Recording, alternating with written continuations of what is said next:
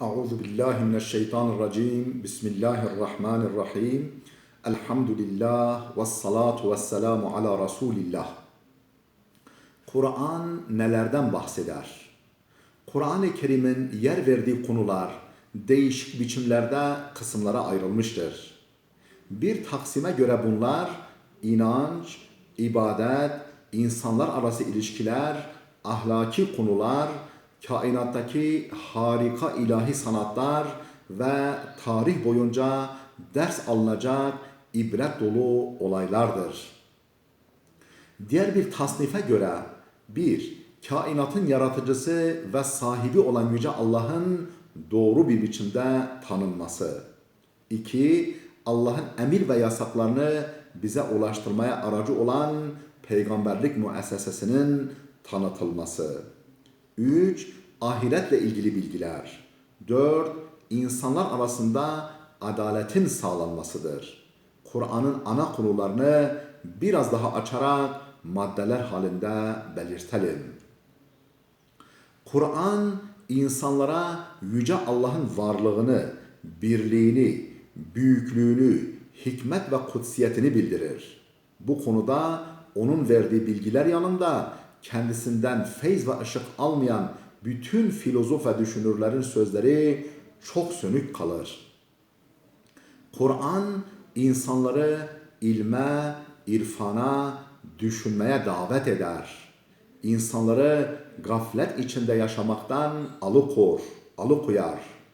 Yüce Allah'ın hikmet ve kudretine açıkça delalet eden tabiattaki sanat eserlerine ciddi bakmayı emreder.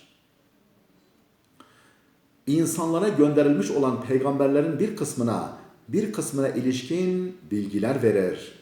Onların yüksek görevlerini nasıl başardıklarını ve bu görevler uğrunda ne derece fedakarlıkta bulunduklarını bildirir.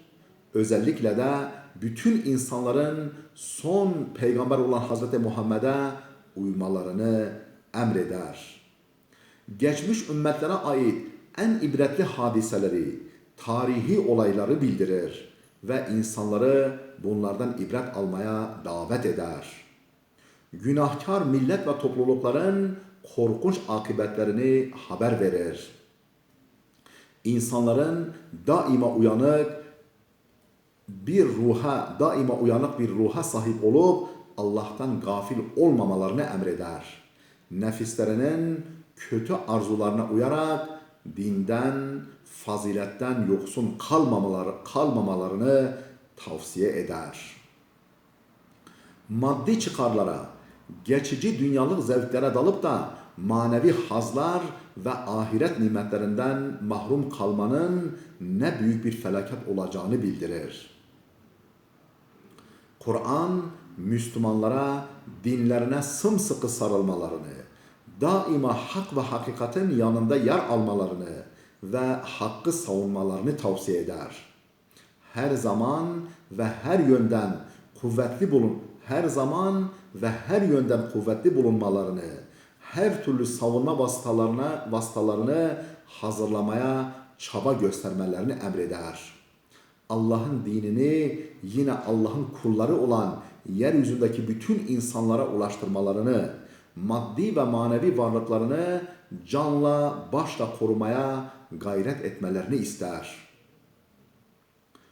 Medeni ve sosyal hayatın bir düzen ve huzur içinde cereyan etmesi için gerekli olan prensip ve hükümleri bildirir.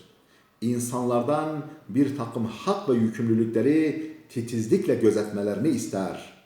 Mesela fert ve toplumların huzur ve esenliği için insanlara adalet, dürüstlük, alçak gönüllülük, sevgi, şefkat, iyilik, af, edeplilik, eşitliği gözetme vesaire gibi erdemleri tavsiye eder. Zulümden, hıyanetten, büyüklenmekten, cimrilikten, intikam duygularından, kalp katılığından, her türlü kötü yaşayışlardan, aklı, malı, sağlığı bozan oyun ve içkilerden kesin olarak men eder. yapılması, yenilip içilmesi helal olup olmayan şeyleri bildirir. Kur'an, Yüce Allah'ın bu alemde koyduğu yaratılış kanunlarını kimsenin değiştiremeyeceğini anlatır.